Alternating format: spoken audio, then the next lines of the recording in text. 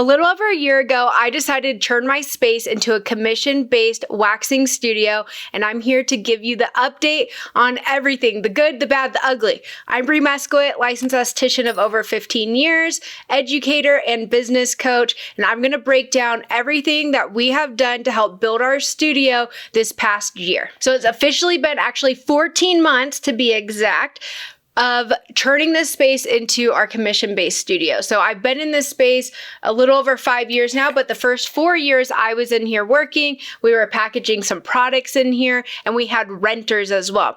Then we decided to switch over to commission-based. So currently we are operating out of one of the treatment rooms. There's 3 total rooms that are available to us. One is a storage room right now, one's a treatment room, one's just not being used at the moment. I have one waxer that is hired. She's commission based. And now that we are getting into busy season, we are considering bringing on a second part-time waxer. The goal at this studio is to have 4 full-time waxers and 2 part-time. So we are slowly building our way there. So I'm going to break down everything, give you real concrete factual numbers. So first thing first is one waxer, like I mentioned, we do not do a receptionist. We don't have a receptionist. We give enough time for our waxer that she's able to check clients out, rebook them, sell, retail, all the things. So we do not have a front desk. On average, we see about 108 clients per month. We're open Tuesday through Saturday, and her schedule is 9 to 3, Tuesday through Friday, and then Saturday we're open from 9 to 1. We most likely will be now expanding those hours as well with summertime right around the corner. Average of 108 clients per month, roughly 31 new clients per month coming in, which is awesome, because the goal, and your goal should be as well, this is pretty blanket across the board. You want to be able to be bringing in at least 30 new clients per month. So we are on target. 1 month last summer, we actually had over 90 new clients in 1 month. So I'm really hopeful going into summertime that we will increase that average. But I just pulled these numbers from January through April to today for this year. Our rough revenue range, we went from 0 when we opened, which we officially opened in January of 2025. It is April of 2026 right now as we're filming this. Our average now is $8,500 a month. We need to get these numbers up, but it's a start going from 0 to 85. So I hope if anything, this serves to you guys too as more of a realistic expectations, and knowing that things don't happen overnight. As much as they can look like they do when we're watching people's journey on Instagram and the highlight reels of everything. That's why I wanted to do this video for you guys, to show what it really looks like to be building. So like I said, we're 14 months in. Our average is $8,500 a month. On a low end now, we're at 65, and our highest month so far has been 11,000. So the average amount of days booked out now at this point, there's never a day where she doesn't have anyone on her schedule and she doesn't come in, which is awesome, because there was a lot of that when we first got started.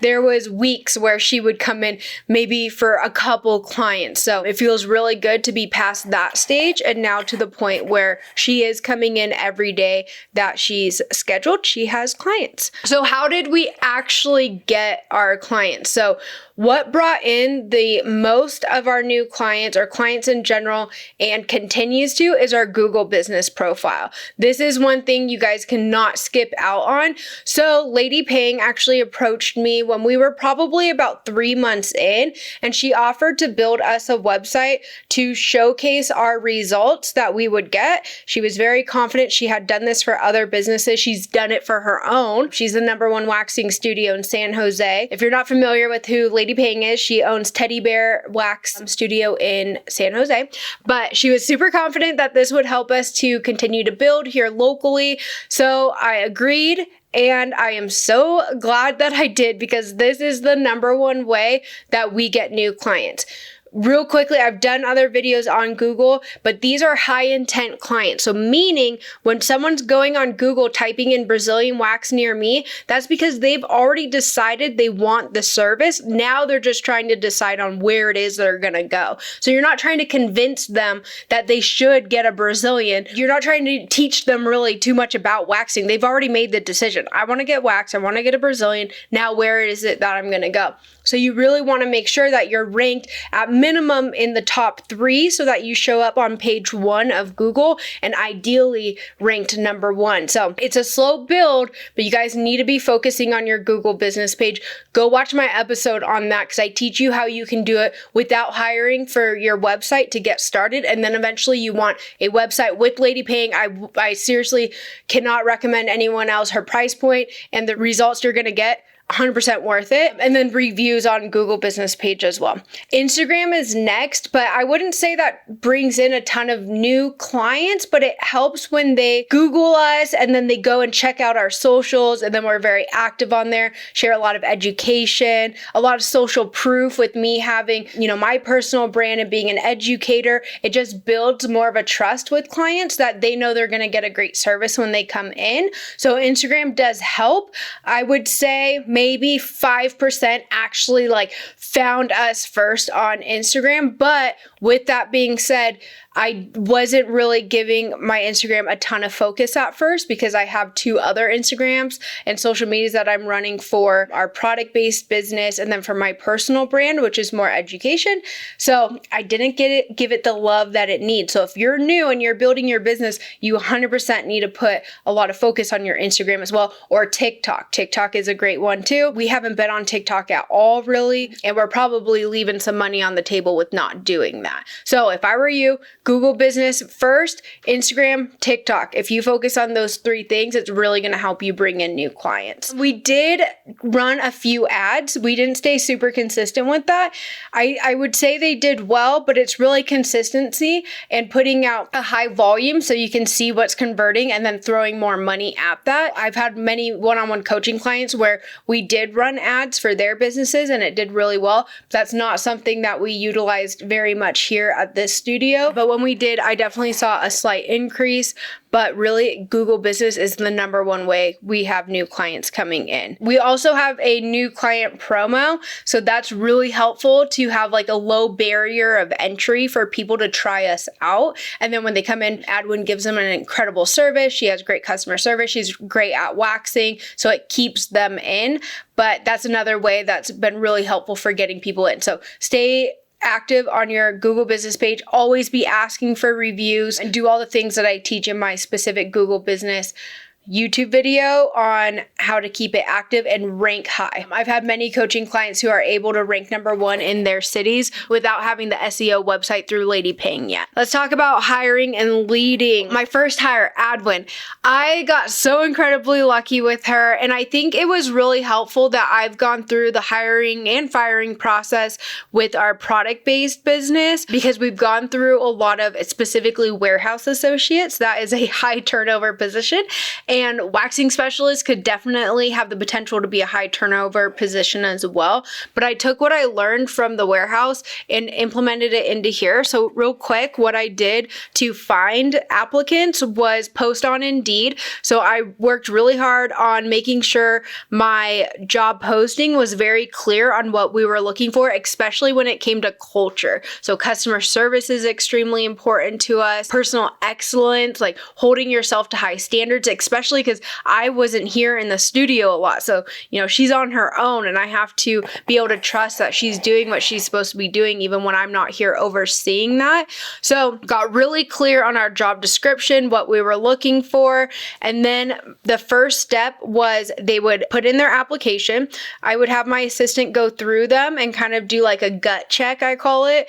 And any that she felt were these are good potentials, she would send over my way. I would go through through them. And then I had her be the first interviewer. So I would have her go on, talk to them. I had questions for her to ask them. And honestly, like a big part of that first interview with my assistant, her name's Alexis. So that first interview with Alexis was trying to convince them that I'm a pain in the ass to work for, honestly, to see if like we could kind of scare them away, like saying things like, you know, Bree can be a bit difficult. She has high expectations, like all these things. And it was cool to see the ones that were like into it. They're like, yeah, I want to be a part of this. Like, it didn't scare them. I also had Alexis record these so that I could listen through.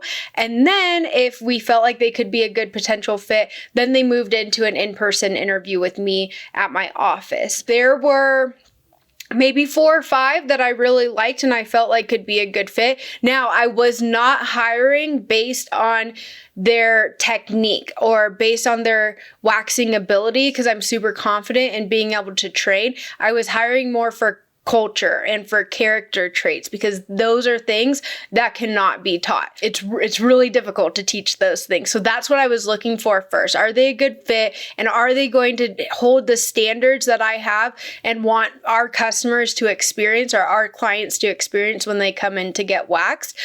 I started off with actually hiring 2 waxers. I don't think I was like really understanding how difficult it would be to build out a commission studio with me not being one of the waxers in the treatment room. So to build out and then trust others to help build, which has been, it was just a slow build. It was a lot slower than I thought it was going to be. Also, we did open up officially in January. So it was winter months. We're here in Central Oregon, Bend, Oregon. We get snow, we get a real winter. And I think it was one of the hardest times to open up a waxing studio in the dead of winter. So I started with 2 ladies and I quickly realized I made a mistake and that I really needed to just start with 1 and build her up, because I wanted her to be able to make a good income. Like, I didn't want her just having to pop in and out for 1 client and then me working really hard behind the scenes on marketing and getting us out there and bringing in new clients. I couldn't do that for 2. So I started off, it was too much to have 2. So I had to let 1 go. Felt really bad about that, but I know it was the right decision and I'm still glad that I made that decision. Most of you watching this are most likely at a point where you are maybe have a wait list, you're fully booked, and you're thinking about hiring a commission waxer. It's going to look a lot different for you. So you just want to make sure that you truly are able to be bringing in 30 new clients per month. And if you are at that place and you're having to turn them away, great time to hire a commission waxer, and your build will not be as slow as it was for us. So I would say the hardest part of hiring an employee would be training them when it comes to sales and retention. What I would encourage you, if you are not there yet, but you know you're going to be headed there, start documenting your processes. So that's what I started working on, is I would kind of talk through out loud and I would record myself pretending like I was talking to a client. I've been doing this so long that I feel like almost every possible interaction with a client that you could. So I would talk through those and create some scripts for Adwin. So now I have all the scripts here, and she practices them and then she uses them with clients. So we're slowly increasing retention rate, which has been a little bit of a struggle, and that's normal. Rebooking rate. So I'm working through with her each month. We meet twice a month and we sit down and we talk, and we'll just go through all the different scenarios. I have her take notes when she's with clients if there's ever a situation where she's like, I'm not quite sure like what I should say in this situation. So training and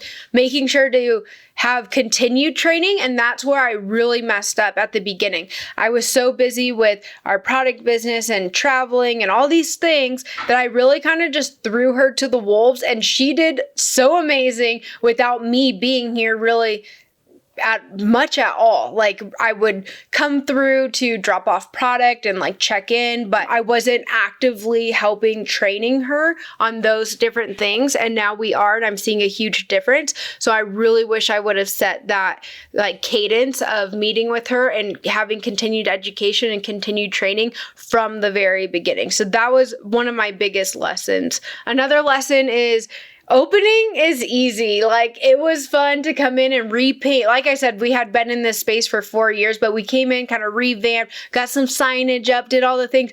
That's the fun stuff. And it feels like you're doing something, right? Because you are.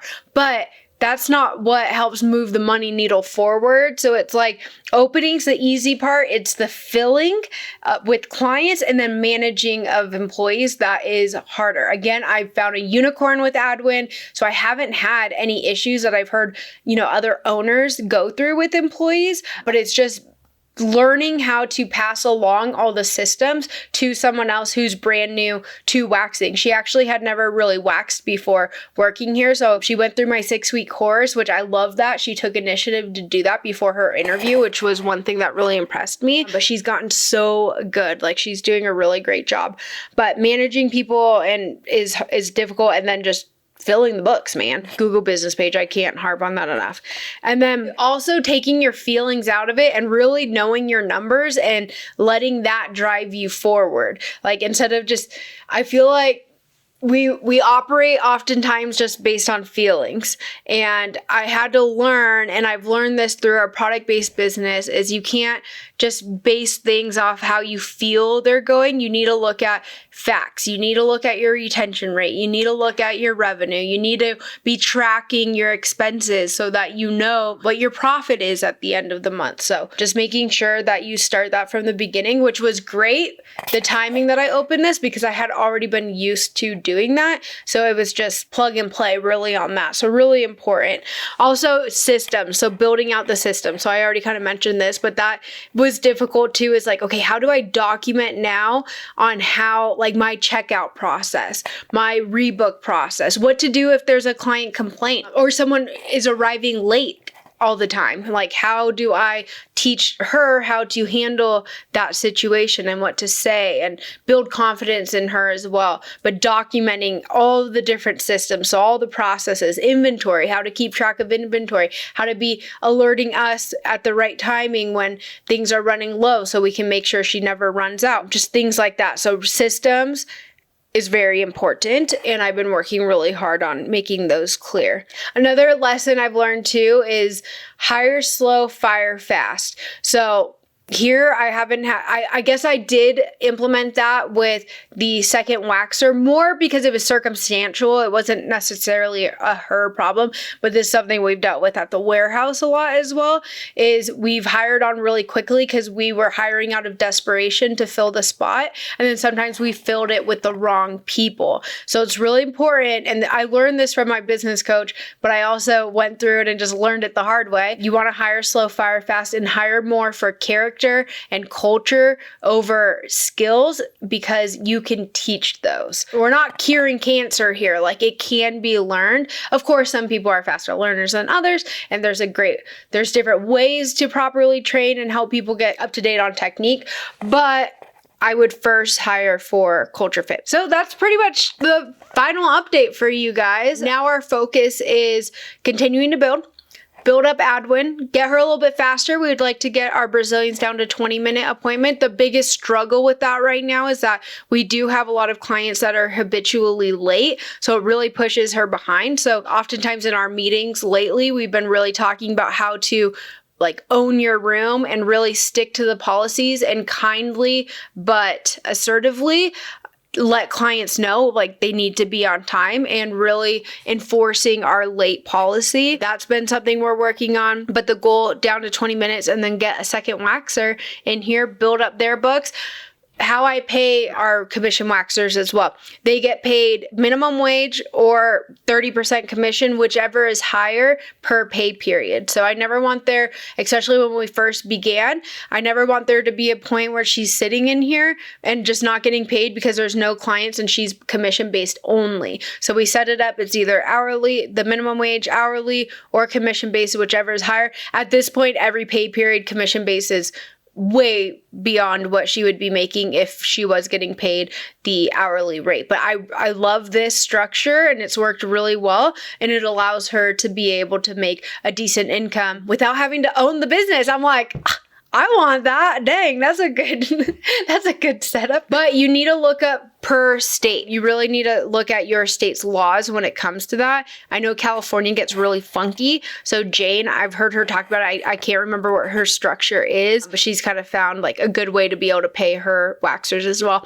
I've seen people talk about this a lot on TikTok lately, that they feel like good commission-based waxing studios are like a dying breed. And I agree. I think they really are. It can be a little bit difficult, but it's so worth it. Like, we need more of us to be stepping up and doing this, that are actually going to care about our employees and their growth and their career and their ability to make a good income and feed their families, right? Because it only feels like the only options are out there are the E word. So we're trying to change that with Rebel Wax Studio. But all right, that is a look into month 14 for us. And I will continue to update you guys probably when we're in the heat of the summer and see how things are going, or if we have any changes with employees.